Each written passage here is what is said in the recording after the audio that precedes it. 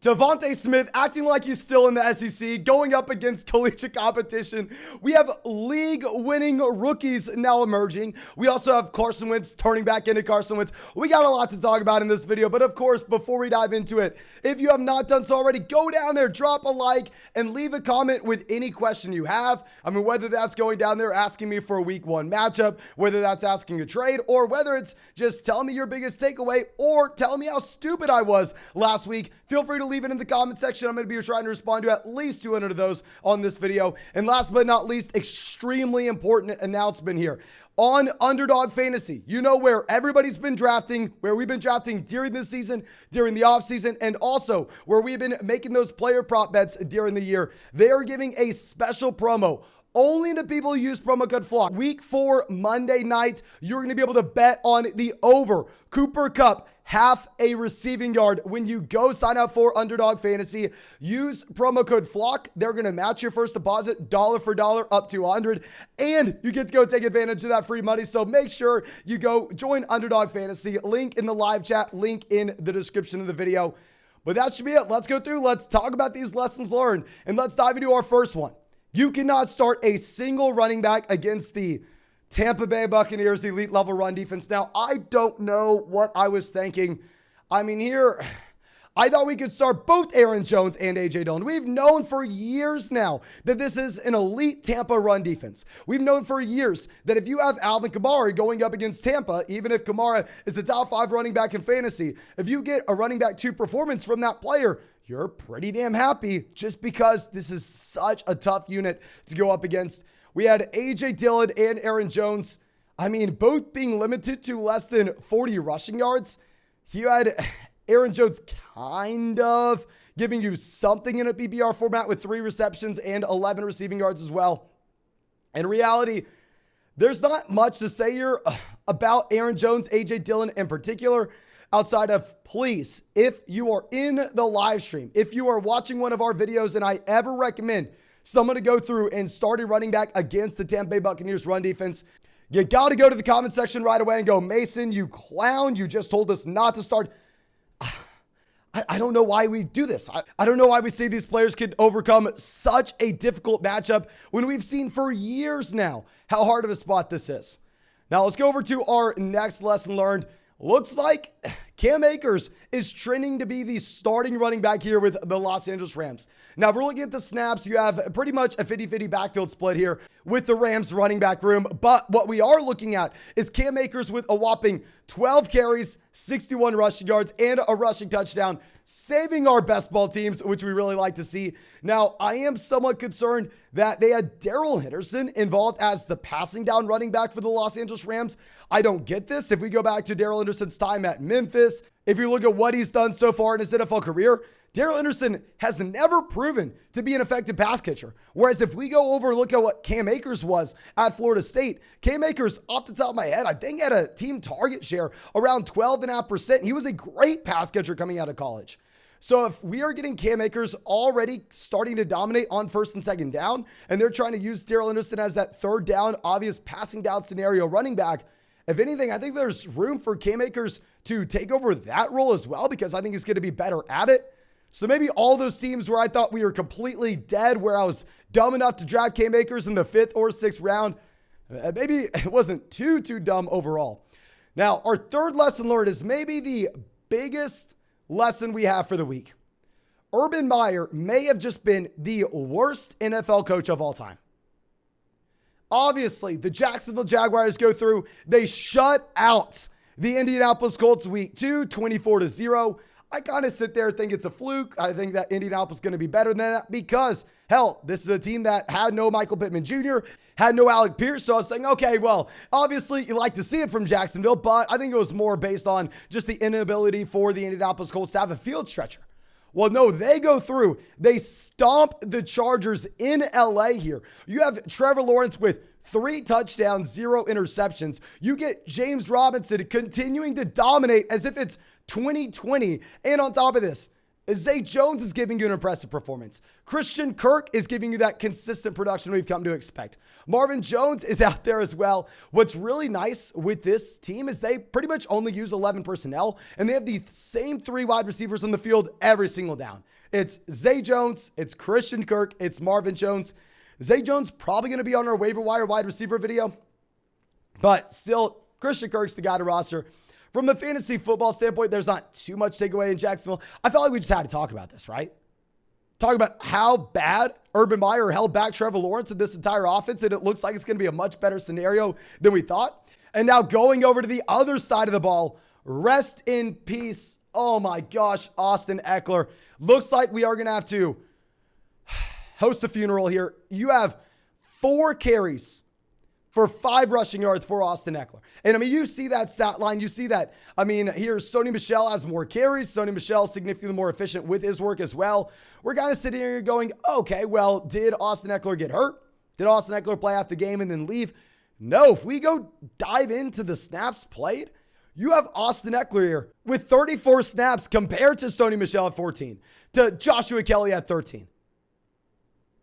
And this, if anything, is a good situation for Eckler to be in right now, because we had no Keenan Allen this week. We thought we were getting Keenan Allen back in. We know Keenan is going to be that wide receiver operating a little bit closer to the line of scrimmage, kind of taking some of those targets that Eckler would be getting. So yes, Austin Eckler kind of saves his day with 8 targets, 8 receptions, 48 receiving yards. So obviously, if you're in a full BBR format, you're getting those cheap receptions where you're not getting crushed here with Austin Eckler. But if all of a sudden Keenan Allen comes back in, and these targets go down for Eckler to maybe 6 targets a game, I think we have to be very concerned. And now our next lesson learned is not necessarily something that's new this week, but it is confirmed here. You can drop every single Chicago Bears pass catcher. In Chicago, the only players worth rostering are the running backs. Like, dear God, to look at this kind of passing volume you have from Justin Fields. Justin Fields, week 1, 121 passing yards. So we're saying, you know what? Maybe it's the weather. Maybe Darnell Mooney can do something better going. But then we see week 2, 70 passing yards for Justin Fields. How many receivers do you think had more than 70 receiving yards? And then week 3, 106 passing yards for Justin Fields. Justin Fields has had less than 300 passing yards through the first 3 weeks here. Justin Fields is not averaging 100 passing yards a game. They're just not throwing the ball. When they are throwing the ball, they're so inefficient. All you see is why they aren't throwing the ball. Drop Darnell Mooney, drop Cole Kmet if you have not already. We already said to drop these guys last week, but I just want to go through and put the nail in the coffin for any Chicago Bears pass catcher going forward. And now, one of our biggest sell-high offenses coming into the week was going to be the Washington Commanders, saying, you know what? I mean, here with Curtis Samuel, I know everybody wants to just jam him in, but Carson Wentz is not going to continue to throw the ball for over 300 passing yards every week. So yes, this is a very tough matchup here. I mean, we can't ignore that fact. You're going up against the Philadelphia Eagles. The Philadelphia Eagles are just stomping on everyone. But still, you have Carson Wentz coming through with 43 passing attempts. So, I mean, he got the passing volume here. 211 passing yards. Terry McLaurin saved his day at the very end of the game. Like, if it wasn't for the end of the day, I mean, you would have Terry McLaurin owners feeling very sad that they went through and started him. Curtis Samuel got the target volume again. Curtis Samuel had 10 targets. John Dotson had 8 targets. He didn't do much with them. But I'm going to continue to reiterate this fact, that I think that there are going to be too many guys here in Washington with Antonio Gibson, with J.D. McKissick, with Logan Thomas, and then also the clear receivers in Curtis Samuel, Terry McLaurin, Jahan Dotson. I think in the long term, we are going to continue to go through and look to do what we did this past week, package together Curtis Samuel with another running back on your team. Go get a running back to upgrade. Go package Terry McLaurin with another depth piece on your roster and go get an upgrade at the wide receiver position. I mean, this isn't years past Washington where they just have no weapons at all. So it doesn't really matter if there's not a lot of passing volume. Terry McLaurin's able to overcome it just because everything funnels through him. It's getting too spread out. If it's going to be a prolific offense, if you're the Tampa Bay Buccaneers last year, if you're the Dallas Cowboys last season, we're fine with it being spread out because there's so much to go around. I don't think that's going to be the situation if Carson Wentz is your quarterback. Now, going over to Detroit, I feel like an idiot. We had a lot of people saying, oh, Mason, do I need to worry about DeAndre Swift being limited here? I said, nope, we weren't worried about DeAndre Swift being limited last week. DeAndre Swift is an auto-start guy every single time he plays. And look at this. Jamal Williams, 20 carries. DeAndre Swift, 7. Jamal Williams, 2 rushing touchdowns. DeAndre Swift getting hit with 0. Now, if you look at this box score, your initial thought is, oh, well, DeAndre Swift got injured. DeAndre Swift left the game halfway through. That did not happen. That did not happen at all. We actually had the backfield kind of split here, 50-50 with Jamal Williams and DeAndre Swift. But at the same time, Craig Reynolds got in. Craig Reynolds was siphoning away, enough touches for it to be concerning. He had 6 carries that could have gone to DeAndre Swift. It's a running back that had a target and a reception of the backfield as well. I don't know. This is just such an interesting spot where this usage for DeAndre Swift, hopefully it's just strictly because this is a running back dealing with that ankle injury. But hopefully whenever he's over it, we get the DeAndre Swift we drafted him for. We get DeAndre Swift getting not every touch out of this backfield, but at least getting every target and the touches in the red zone again. Because what is Jamal Williams up to? I believe 4 rushing touchdowns this season. They're using Jamal consistently in the red zone. Now, going over to our next lesson, Lord, not going to spend a lot of time on this. Lamar Jackson looks like a league winner. If you are not drafting the quarterbacks with the elite rushing ceilings in fantasy this year, I don't know what you are doing. I don't know what you're wasting your time with. Lamar Jackson, so far this season, has a whopping 10 passing touchdowns through the first 3 weeks. And that's great. You're super excited about 10 passing touchdowns, but where the real value is coming from, the man has about 250 rushing yards. Now, I'm no mathematician, so let me do the math for you real quick. Let's go through and let's get 250 rushing yards. So that's going to be equivalent to 25 fantasy points. And if we're going to be looking at, 25 passing yards equal 1 fantasy point, that's like an additional 625 passing yards in this offense. That's what makes Lamar Jackson, that's what makes Jalen Hurts in a completely different tier of everyone else. Dear God, you're excited if you have Lamar at quarterback right now. Now, our next lesson learned actually going to be a little bit more valuable than this. Looks like Ramondre Stevenson continuing to break out. We talked about this last week, looking at the running back usage, where week 1, I wasn't a big New England running back guy because it was a 3-man split backfield with Stevenson, Harris, and Ty Montgomery. But now that Ty Montgomery is hitting the IR, hell, Stevenson back-to-back weeks dominating in touches here. You had Ramondre Stevenson with 41 snaps compared to Damien Harris at 25. You had Stevenson with more carries, 12 to 11. Stevenson with the more efficient stat line overall. And most importantly, Stevenson had the role in the passing game. He had 5 targets out of this backfield. He was running pretty much every single route here as well. I think Stevenson's probably a mid running back 2 going forward. I think you have to say he is. And now let's go over and look at one of these rookies breaking out. Looks like Chris Olave is possibly turning into a must-start player. We talked about the air yards we had a week ago. Chris Olave led the NFL in air yards week 2. So we were 1 or 2 deep ball completions from Jameis Winston, from Olave truly breaking out last week. We talked about the 12 targets he had in week 2. Well, he follows it up with a whopping 13 targets this week. 9 receptions, 147 receiving yards. Now, full transparency, Jarvis got hurt this game. Michael Thomas got hurt at the very end, but it's not like these players weren't in the entire time. You had Michael Thomas playing 47 snaps. You had Chris Olave playing 53. So I know a lot of people are going to say, oh, okay, well, Mason, it's just because Michael Thomas got hurt. No, Michael Thomas played almost as much as Chris Olave here. Don't blame it just on the Michael Thomas injury on why Olave broke out. It was happening regardless. But going forward, if Thomas misses time, if Jarvis Landry is missing time, Olave may be what we thought Garrett Wilson was. Keep in mind, these are both Ohio State wide receivers. These are both guys that were playing alongside each other in college. They maybe propped up someone like Justin Fields to look a little bit better than he actually was. Oh, dear God, I think you can be excited about Olave.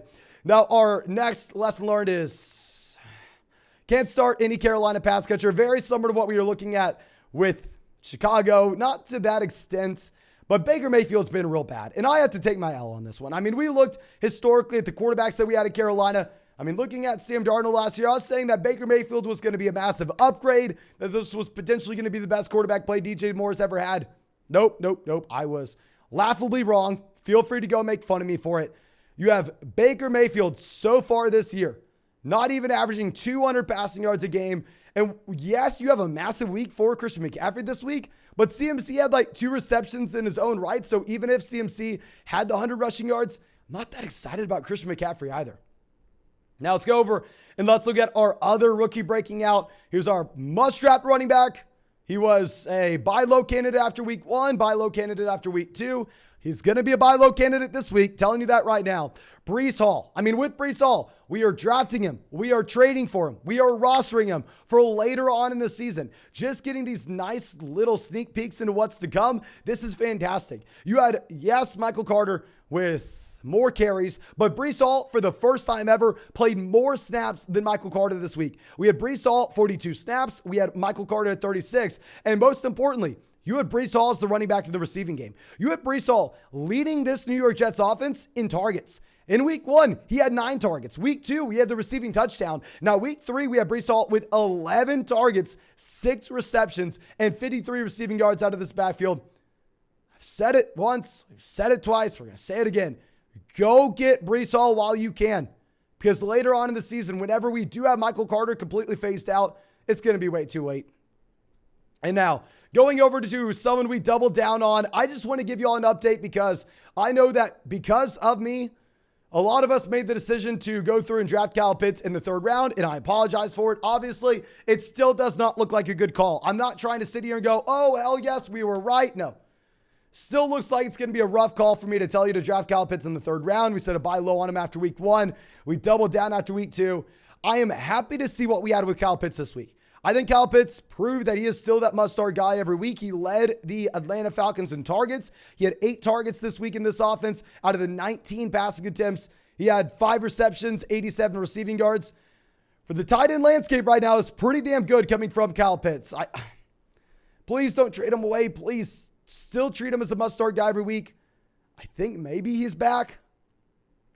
But of course, I can't get too excited here. We drafted the man in the 3rd round. We need this every week. And sometimes we're going to need to see some of these touchdowns as well. Now, our last lesson learned, the last major takeaway is if you were one of the best collegiate wide receivers of all time, you're probably going to be a very good receiver in the NFL. You have Devontae Smith, 8 receptions, 169 receiving yards, and a receiving touchdown off of 12 targets here. Love to see it. Now, I did not start Devontae Smith in any regular redraft leagues this week. I was a little bit hesitant based on what we saw through the first 2 weeks of A.J. Brown just dominating. But knowing how many dynasty teams you started him on, knowing the amount of best ball leagues we have him in, I am very excited to see this. And going forward in your regular shallow redraft leagues, I think Devontae Smith is now a must-start player. And I know a lot of people are going to say this is a clear sell high points. I will revisit this later in the week. Maybe, just maybe, he'll make it on a sell high video. Probably not. But maybe, just maybe, why I'll say he's probably not going to make it on there is because if we look at the concentration of the targets here with the Philadelphia Eagles, while he does have some serious target competition in A.J. Brown and Dallas Goedert, these are the only players that get targeted in this offense. It only funnels through Devonta Smith, A.J. Brown, Dallas Goedert. They don't really have a 3rd wide receiver that's going to be seeing 3 to 4 targets per game. So because of that reason, I think we can be very excited about Smith going forward. But thank you again. I appreciate you all. If you have not done so already, go down there, drop a like on this video. And if you want to go check out this player prop for Cooper Kupp, it's going to be on Underdog Fantasy. If you've already signed up for Underdog Fantasy and you did not use promo code FLOCK, I'm sorry it's not going to be available to you. You should have used promo code FLOCK. But if you have not done so yet, it's not too late. Go sign up for Underdog. Use promo code FLOCK. Check out all the player props they have. And when you use promo code FLOCK, you'll have access to Cooper Kupp at half a receiving yard. And you'll get a 100% deposit match. Go take advantage of the free money. Find the link in the live chat and the description of the video. But thank you again. I appreciate you. Hope you have a great day and hope we get to see you with the video tomorrow morning.